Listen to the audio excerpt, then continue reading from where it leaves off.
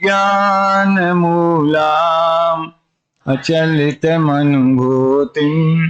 ये स्वतो वान्यतो वा प्रतिफलन निमग्नानंत भाव स्वभावे मुकुरभद विकारा संततम स्योस्तैव स्वतः अन्यतः किसी तरह भी जो अविचल अनुभूति करे भेद ज्ञान ही जिसकी उत्पत्ति का कारण मूल रे अपने में प्रतिबिंबित होते हुए गिराकारों से दर्पणवत अविकारी लिप्त न हो रागादि विकारों से। यही हो गया मंगलाचरण। दूसरा, आरोह अवरोह का भी ध्यान आपको रखना चाहिए, लेकिन वो जो थोड़ा गाने वाने में रुचि रखते हैं तो उनको, जैसे हमने कहा स्वतः अन्यतः, ये ऊपर गया तो इसके बाद की तीसरी और चौथी लाइन अपने में प्रतिबिंब, ऐसा। तो आरोह अवरोह कब क्या लेना, या भक्ति सरोवर के काव्य सुनेंगे और भी जो उसमें पाठ हैं वो सुनेंगे तो उससे सहज ही आपको पता चल जाएगा। लेकिन उच्चारण की शुद्धि का ज्यादा महत्व है। चलिए, इसमें क्या कह रहे हैं, ये 21वां है ना, कथम अपि ही लभन्ते भेद विज्ञान मूलाम अचलित अनुभूतिम। देखिए, संस्कृत के उच्चारण में विसर्ग का, अनुस्वार का, रेफ का और संधि का, इनका भी बहुत ध्यान रखना अनिवार्य है, अकेला आवश्यक नहीं। ऐसे शायद आप लोगों ने अचलितम अनुभूति, अनुस्वार छूट गया तो अचलितम अनुभूति, ये इस तरह से वो भी चीज ध्यान रखने योग्य है। और भेद विज्ञान मूलाम अचलितम, तो जब कंटिन्यू पढ़ रहे हैं, रुक नहीं रहे हैं, तो आपको संधि करके ही पढ़ना है। समझ में आया? और अगर उसका अर्थ कर रहे हैं तो संधि विग्रह करके करना पड़ेगा। तो किसी भी तरह से, यानी अपने ही अथवा पर के उपदेश से किसी भी प्रकार से भेद विज्ञान जिसका मूल उत्पत्ति कारण है, ऐसे आत्मा की अविचल अनुभूति को जो पुरुष प्राप्त करते हैं। इसमें कितने पॉइंट आए? इसमें स्वतः वा अन्यतो वा, ये किसकी ओर संकेत जाता है? ये 19वीं गाथा के बाद एक, समझ लो, वो टीका आती है 17-18 के बाद और 19वीं के पहले, जिसमें ये प्रश्न किया गया है कि यद्यपि आत्मा ज्ञान स्वरूप तो है ही, ज्ञान से ही बना हुआ है, ज्ञानमय है, तो फिर आप ज्ञान की अनुभूति करो, ज्ञानानुभूति ही आत्मानुभूति है। तो जो स्वयं ज्ञान से बना है उसे ज्ञान की अनुभूति का उपदेश देना, इसका क्या तुक है, क्या जरूरत है?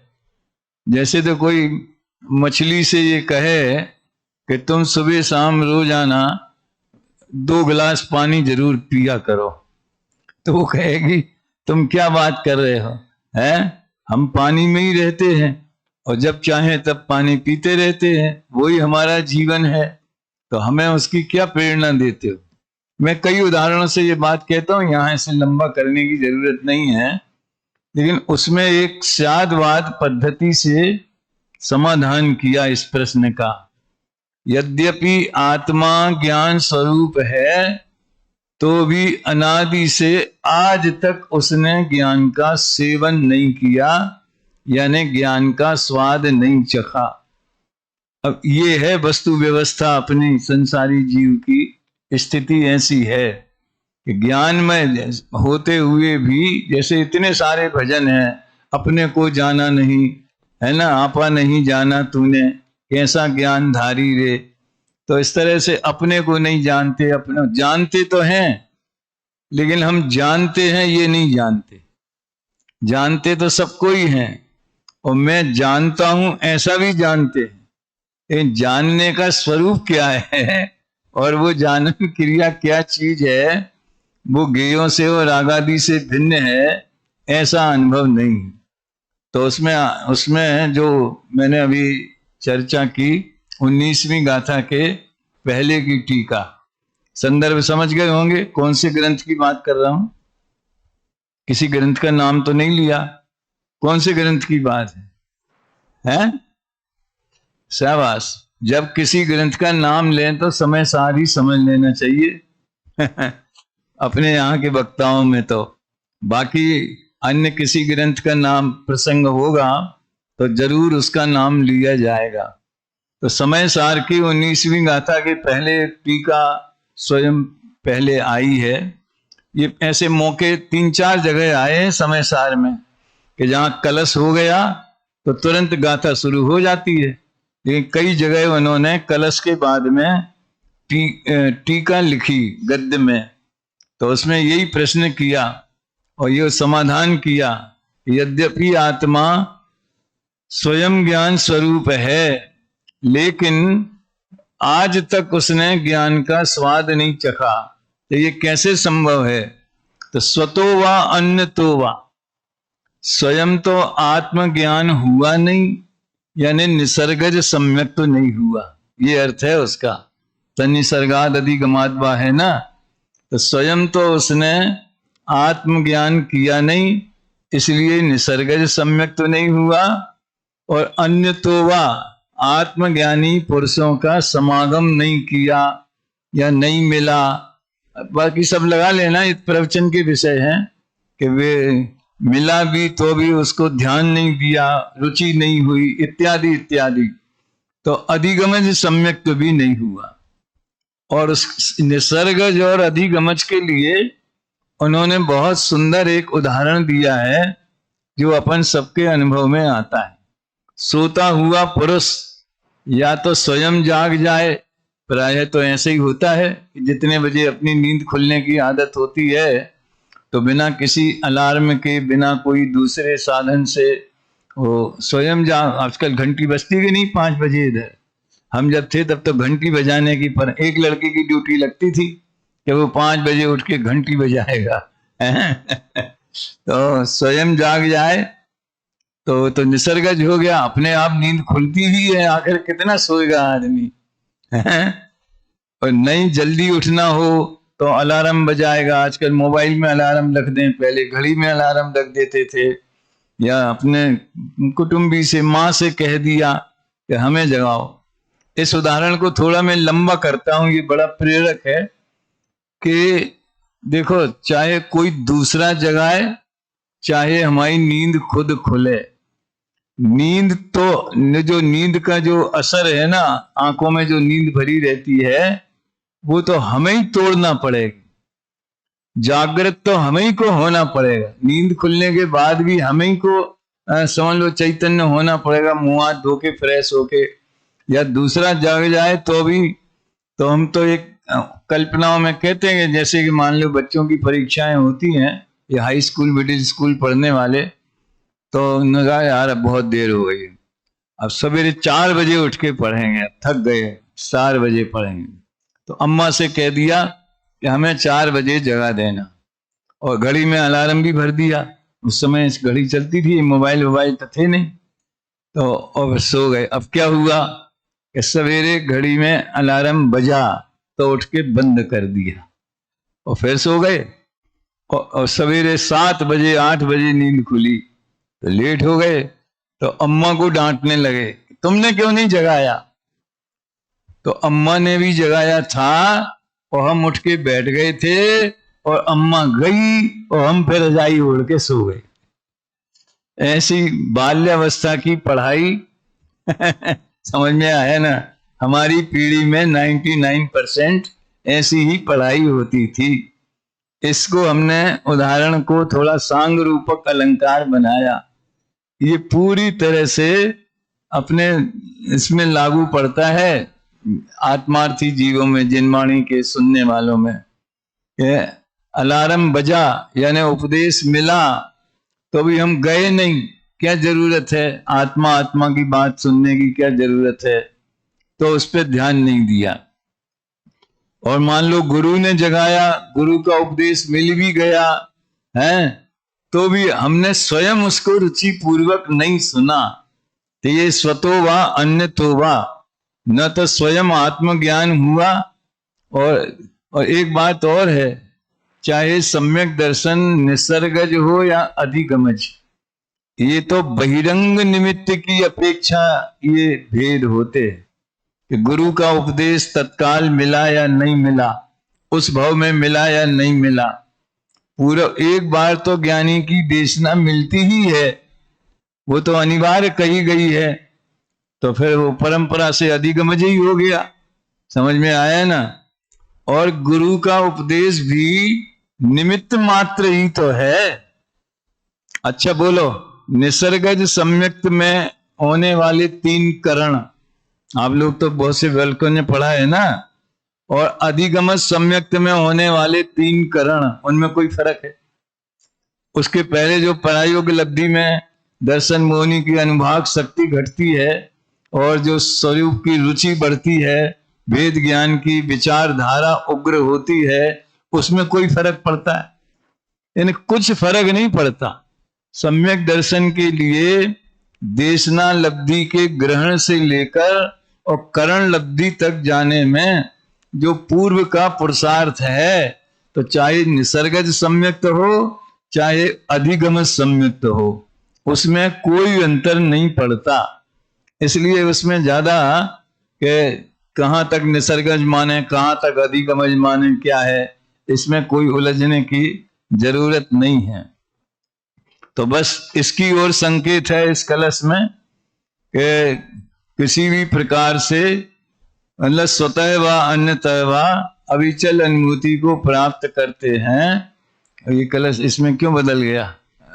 अभी तो 20वां चल रहा है, 21वां। यहां कौन सा है?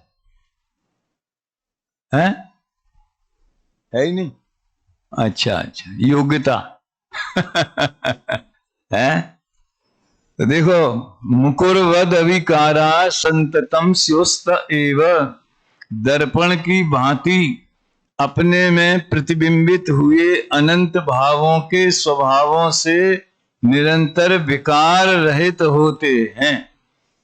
अब इसका अर्थ इसमें बहुत बढ़िया लिखा, ज्ञान में जो गेयों के आकार प्रतिभाषित होते हैं उनसे रागादि विकारों को प्राप्त नहीं होते। इसका भी बड़ा अच्छा गहरा इसमें मैटर है, वो अपन को समझना चाहिए। किसी भी पदार्थ के प्रति हमें राग द्वेष होवे तो उसकी पहली शर्त तो ये है कि वो हमारे ज्ञान का विषय बनना चाहिए। ये बुद्धिपूर्वक राग द्वेष की बात करता हूं मैं। चारित्र मोह के उदय से अपने आप ही जो सहज ही होते रहते हैं, हमें पता नहीं चलते हैं, उनकी बात नहीं है। यहां तो जैसे हमने कि कोई कार सामने खड़ी देखी, पहले वो हमारे ज्ञान का विषय बनेगी, मति ज्ञान का विषय बनेगी, हम उसे देखेंगे। तत्काल प्रश्न, किसने खड़ी की, रास्ते में क्यों खड़ी की, वॉचमैन को पूछें किसकी गाड़ी है। तो उस स्थान पर खड़ी होने से जो द्वेष हुआ, क्रोध आया, वो हमारे स्वयं के समझ लो मोह कर्म का उदय इसमें अंतरंग निमित्त है, और हमने स्वयं राग द्वेष खड़ा किया। अब मोह का उदय भी तो निमित्त ही है, विचार है, वो कोई जबरदस्ती थोड़ी कर देता है। ये हमने स्वयं उसको देख करके द्वेष किया। या मान लीजिए अपनी खुद की गाड़ी हो, और वो गलत जगह खड़ी हो भले, और अपना बेटा लेके आया हो, अरे तू कब आ गया, फोन क्यों नहीं किया, तो इस तरह से फिर द्वेष नहीं होगा। तो राग हो या द्वेष हो, उसकी परिस्थितियां अलग हैं, लेकिन वो राग द्वेष हमारे ज्ञान में जो गेयाकार बनी है कार, ये साइंस समझ लेने लायक है। ज्ञान की प्रोसीजर क्या है जानने की। ये जो बात गुरुदेव के प्रवचनों में आप लोग प्रायः सुनते होंगे, खरेखर माने वास्तव में ज्ञान पर पदार्थ को नहीं जानता, सुनने में बड़ा अटपटा लगता है और एकांत जैसा लगता है। तो उसमें उसका साइंस क्या है, उसकी प्रोसीजर क्या है, ये बताना चाहते। नहीं जानता का मतलब वो ज्ञान अंधा है और उसमें क्रियाकार नहीं बनते हैं। तो फिर जड़ में और चेतन में क्या फर्क रहा? अगर जानन क्रिया नहीं होवे तो जड़ में और चेतन में क्या अंतर रहा? लेकिन ज्ञान किसे जानता है, कैसे जानता है, समझ में आया ना? ज्ञानावरण के क्षयोपशम के निमित्त से। ये तो उपाध्याय में ही पढ़ लिया था महामंत्र। कौन सा सूत्र है वो? ज्ञान होने का क्या नियम है?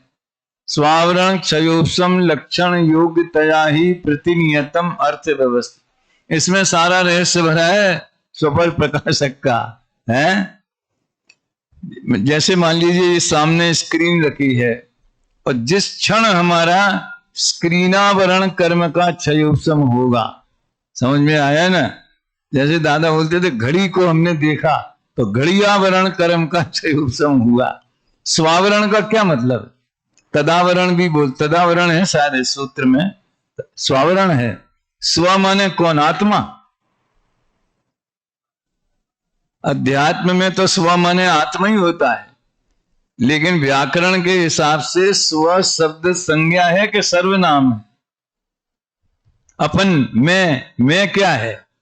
संज्ञा है कि सर्वनाम है? सर्वनाम है ना। ऐसे आत्मा भी सर्वनाम है। क्या आत्मा? 6 द्रव्यों में आत्मा नाम का कोई द्रव्य नहीं है। कौन सा द्रव्य है? जीवम जीवम दब्बम। जीव अजीव वो तो जीव पुद्गल धर्मास्ति अधर्मास्ति आकाश काल। कहने का आशय ये है कि स्व माने जिस ज्ञेय संबंधी ज्ञान हो रहा है वो ज्ञेय। अगर ये ग्रंथ हमारे दृष्टि इस पे पड़ी और ग्रंथ जानने में आया तो इस ग्रंथ संबंधी आवरण कर्म का क्षयोपशम उस समय हो गया। सामान्य रूप से तो ज्ञानावरण का क्षयोपशम सब जीवों को एक सा है, निरंतर चलता है। ये सामान्य कथन है। विशेष कथन में किसी को गणित में ज्यादा रुचि है, गणित जल्दी समझ में आ जाता है। कोई गणित का नाम सुनकर ही बुखार आ जाता है समझ में आया ना? किसी को संस्कृत बहुत अच्छी लगती है, संस्कृत में कोई कठिनाई नहीं होती। यानी हर विषय को जानने की विशेषज्ञता। और डॉक्टर में भी कोई हार्ट संबंधी जान का विशेषज्ञ है, कोई और दूसरे आंखों का जान रोग का विशेषज्ञ है, तो कोई ऑपरेशन करता है, सर्जिकल है। तो इस तरह से ज्ञान की अनंतों विधाएं हैं ज्ञेय संबंधी। तो हर एक के क्षयोपशम का अलग अलग स्वरूप है। तो जिस आवरण कर्म के क्षयोपशम का निमित्त होगा, ये तो कर्म की भाषा है, ज्ञान की पर्याय में वैसा जानने की योग्यता होगी।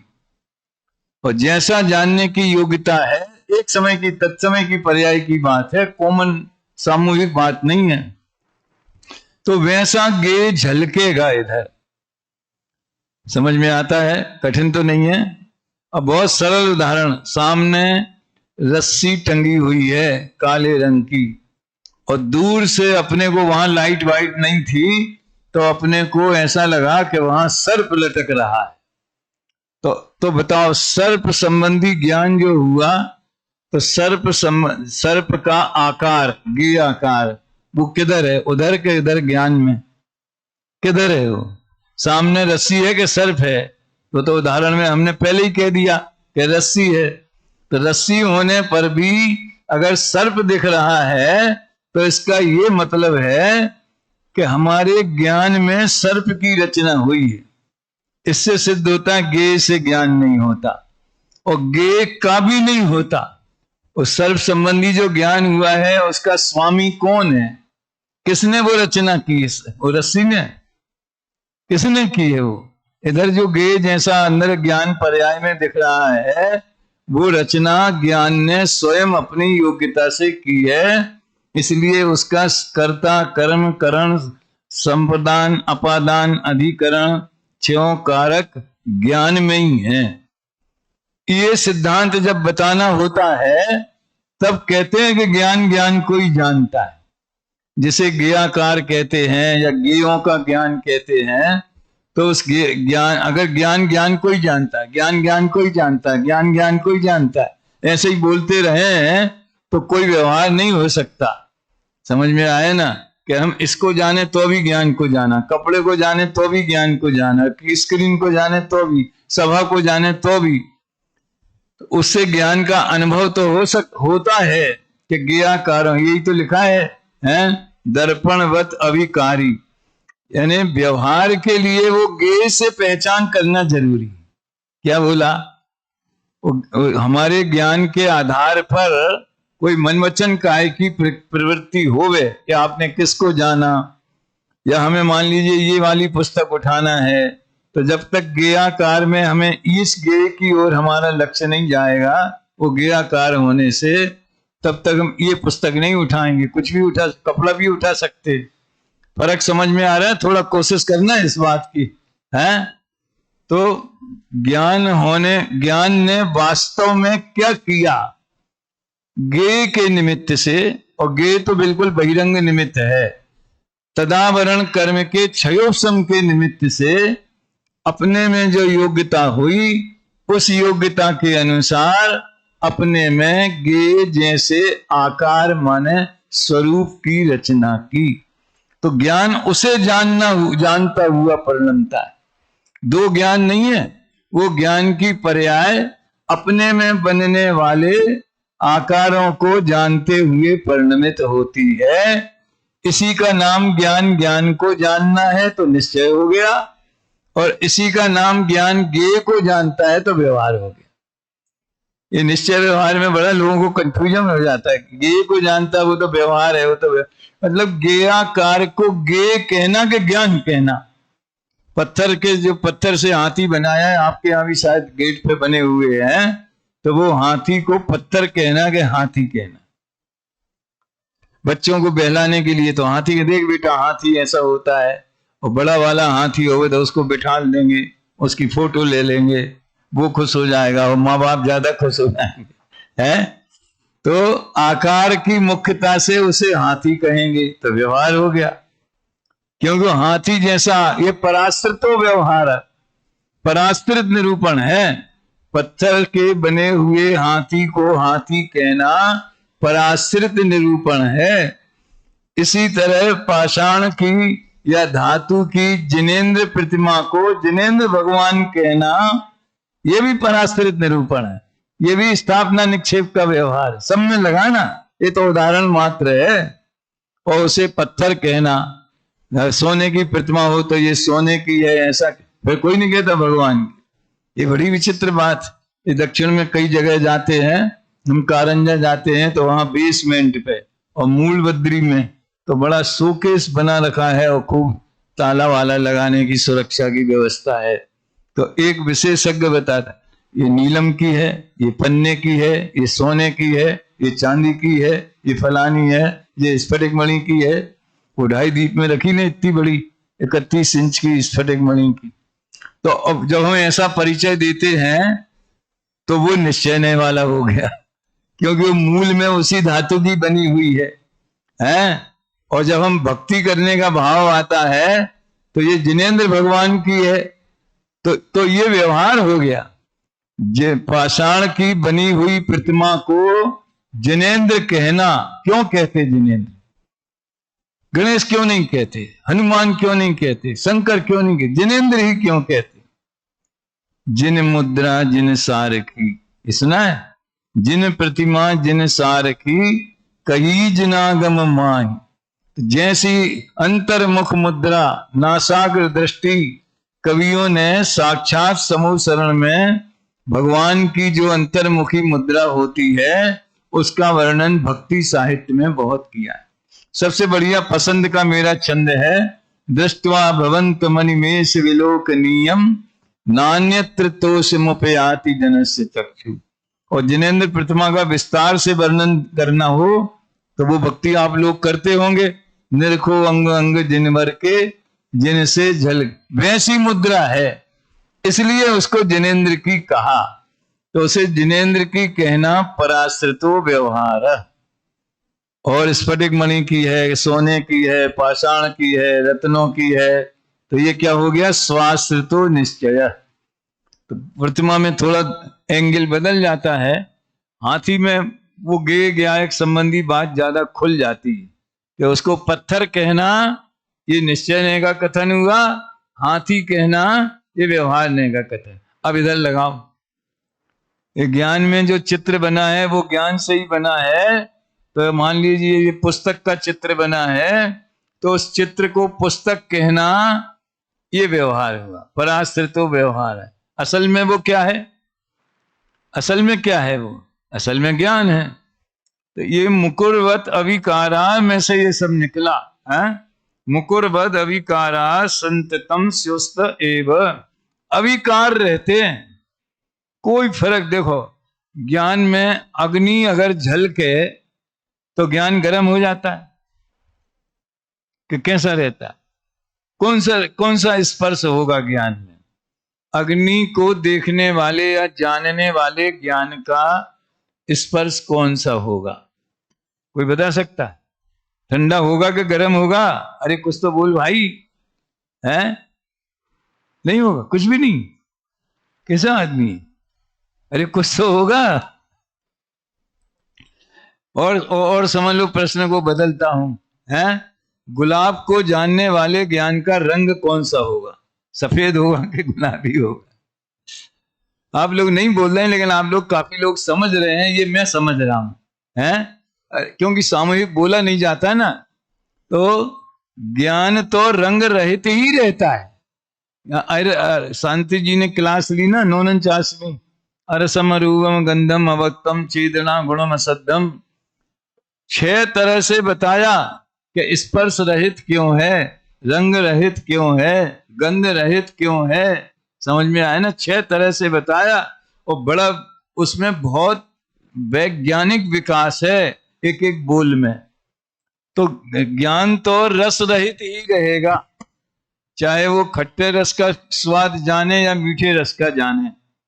बात समझ? तो वो ज्ञान अभिकारी रहता है, ये मतलब है। मुकुरवद अभिकारा माने दर्पण में अगर गुलाब का चित्र फूल झलक रहा है तो क्या दर्पण गुलाबी हो जाएगा? है? और तो दर्पण में तो वो सिवाय आकार के और रंग के कुछ दिखता नहीं, रस नहीं दिखता उसमें। आम का रस, आम अगर दर्पण के सामने रखो तो क्या दिखेगा? जितना बड़ा आम है वो दिखेगा, और जो उसका हरा पीला रंग है वो दिखेगा। मीठा स्वाद दिखेगा क्या दर्पण में? लेकिन ज्ञान दर्पण में सब जानने में आता है। वो दिखना बोलते जरूर है, वो दिखना नहीं है, वो वास्तव में जानना है।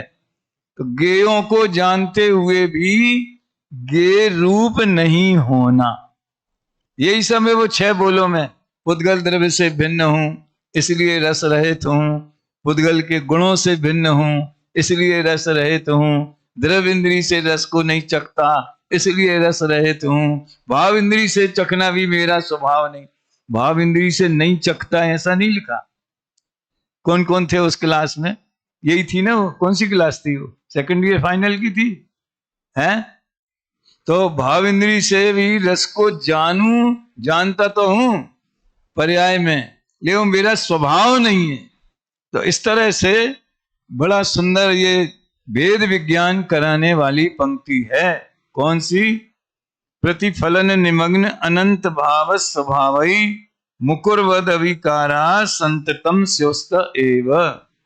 तो ये गेयों से, जो गेयों संबंधी आकार प्रतिभाषित होते हैं, ज्ञानी पुरुष उन्हें देख करके या उन्हें जान के रागी द्वेषी नहीं होते, क्योंकि वो जानते हैं कि मेरे में कुछ आया ही नहीं।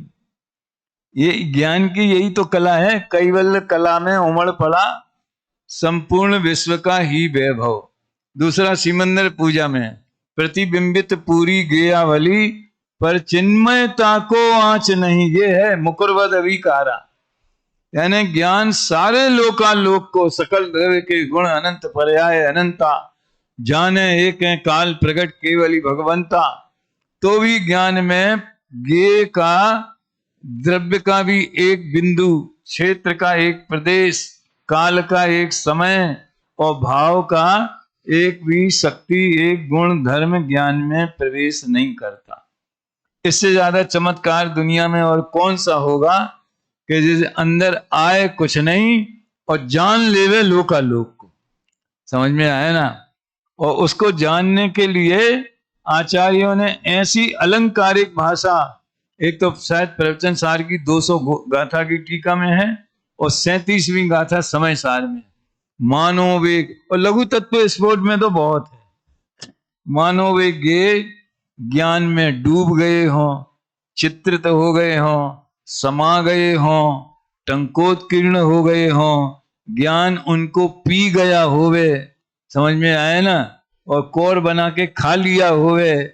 इस तरह के अलंकारों से तो ये बताना चाहते हैं कि ज्ञान की स्वच्छता कितनी अनंत निर्मल है कि उसमें अनंत गे बिल्कुल जो जैसा है, जिस काल में जो पर्याय होने वाली है, वैसी वहां ज्ञान में जानने में आ जाती। केवली भगवान को, अपने को, अपने ज्ञान की योग्यता से आती। प्रोसीजर एक सी है, केवली जाने चाहे अपन जाने।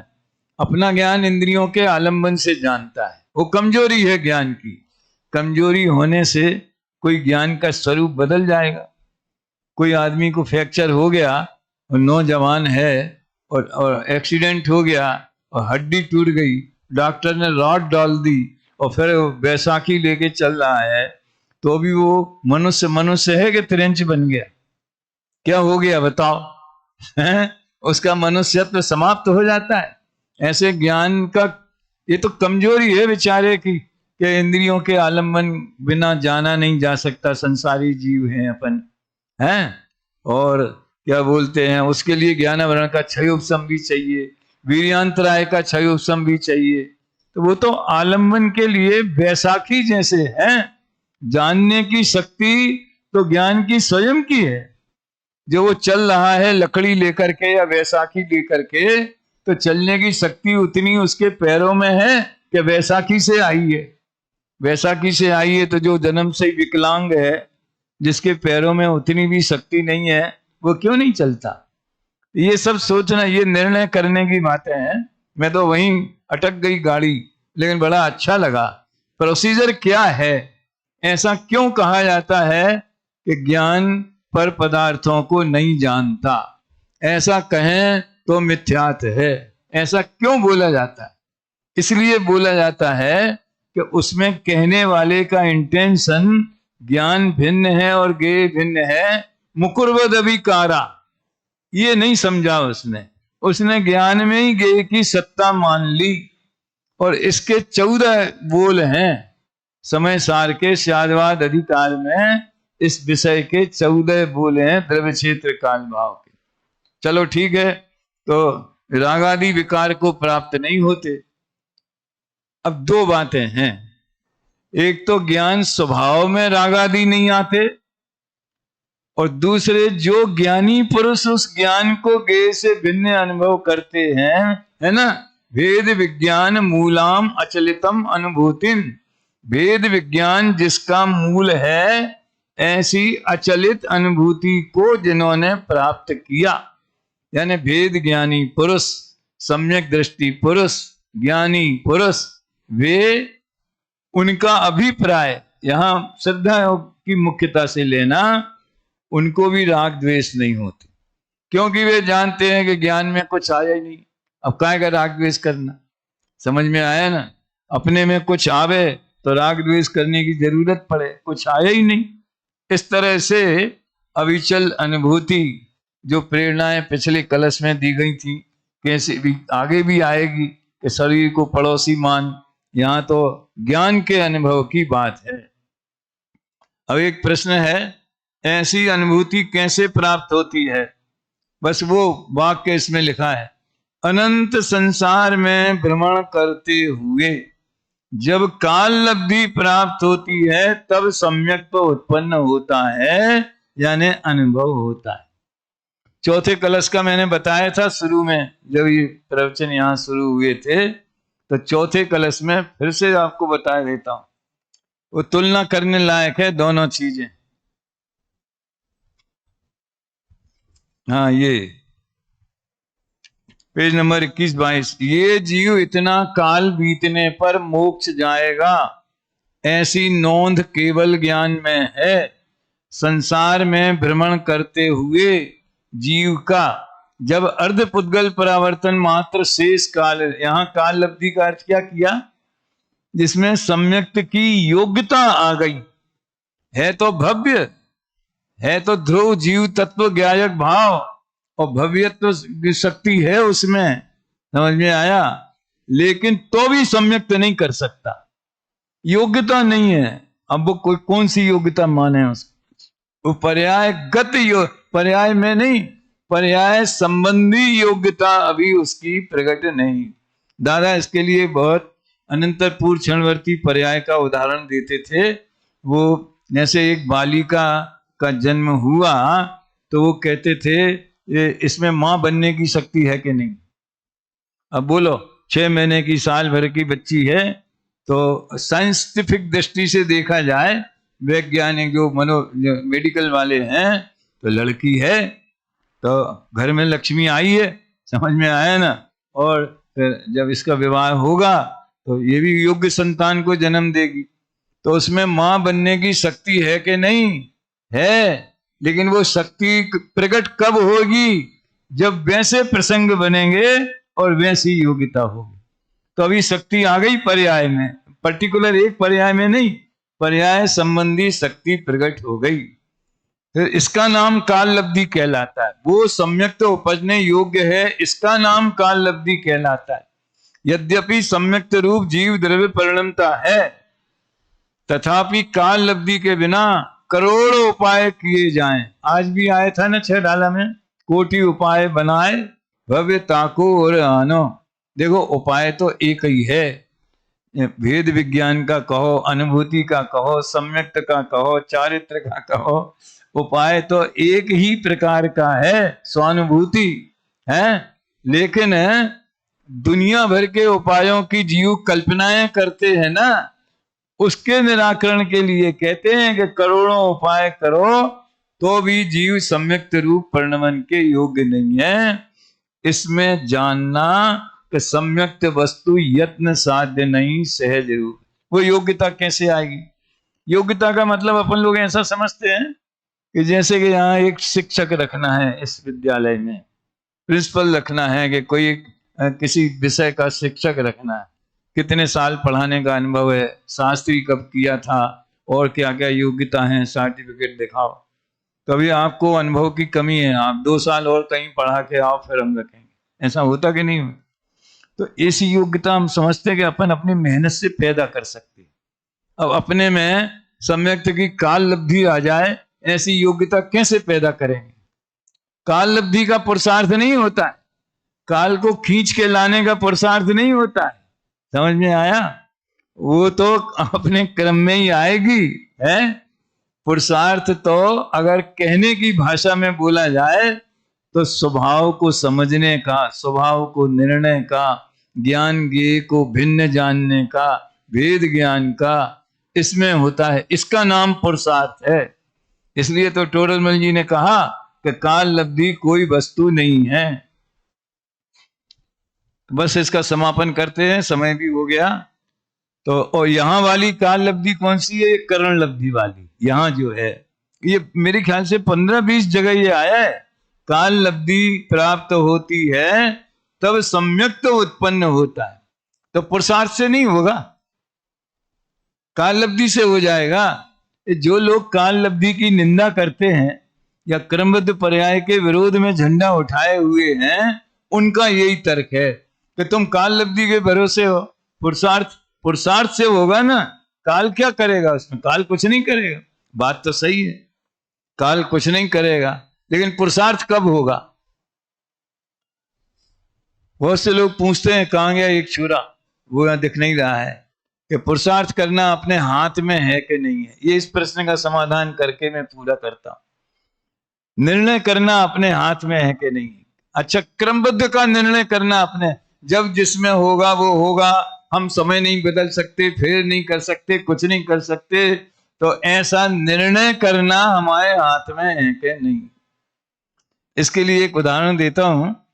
कि एक माँ अपने 6 महीने के बच्चे को, साल भर के बच्चे को थपकी दे करके लोली वोली सुना के सुलाती है ताकि वो घर का दूसरा काम कर सके। तो उसने बच्चे से पूछा, पप्पू सो गए क्या, सो गए क्या? तो उसने बोला हाँ। इसका क्या मतलब है? इसका क्या अर्थ है? अगर सोने वाला पुरुष ये बोले, जैसे अपन नींद में होवे ना, या कम नींद में होवे, कोई दरवाजा, भाई साहब सो तो नहीं गए थे? अरे अब तो जाग गए भले आदमी है।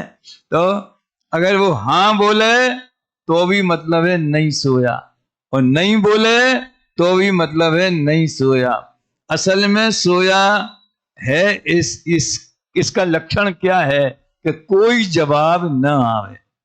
समझ में आया ना? इसी तरह से अगर आप ये कहते हाँ हमारे हाथ में है, तो इसका मतलब है अभी आपको निर्णय हुआ नहीं है। और अगर आप कहें नहीं नहीं, वो भी जब होने योग्य होगा पुरुषार्थ तब होगा, हमारी मर्जी से नहीं होगा, तो इस बिना निर्णय किए आपने कैसे बोला? क्या इसका निर्णय हो गया तभी बोला ना, कि किताबों से ही बोला? समझो इस बात को। जब हम बोलते हैं सुनो पुरुषार्थ करना हमारे हाथ में है, इसका अर्थ यह है कि जब समय आएगा तब पुरुषार्थ हम ही करेंगे, कोई गुरु नहीं करने देगा। कर्मों के उपशम क्षयोपशम से नहीं होगा, वो पुरुषार्थ रूप पर्याय हमारा आत्मा ही परिणमित होगा। तो द्रव्य ही परिणमित होगा, इसका नाम है हमारे हाथ में। और जब हम कहें हमारे हाथ में कुछ नहीं है, तो वहां हाथ का अर्थ बदल गया। वहां हाथ का अर्थ हो गया कि हमारी मर्जी के अनुसार नहीं होगा।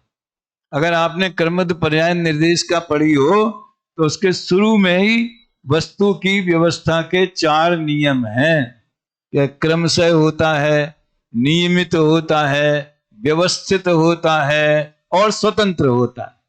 तो स्वतंत्र वाले में ये बोला हमारी इच्छा है सम्यक दर्शन हो जाए, और सम्यक दर्शन को आना पड़ा, हमने बुला लिया, तो सम्यक दर्शन पराधीन नहीं हो गया।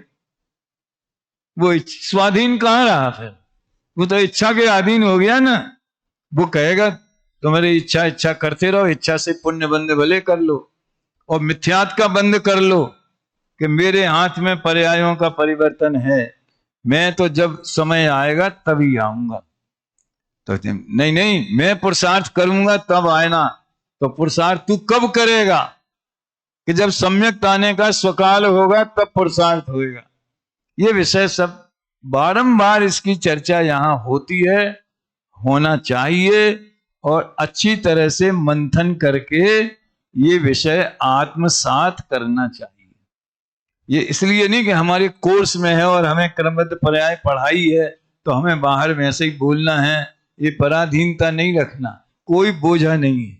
अच्छी तरह से समझ लो, पूरी तरह से मजबूत होकर के समझ में वो चीज हमारी बन जाए, किसी लेखक की या गुरुदेव की या दादा की या किसी की, उनकी न रहे, हमारी हो जाए। तो इस तरह से आप लोग पूरी तरह से यहाँ जो विषय पढ़ाए जाते हैं उन्हें आत्मसात करें, उसका आनंद लेवें, और आप सब इस मार्ग में लगे रहें। इसी भावना से अपनी बात पूरी करता।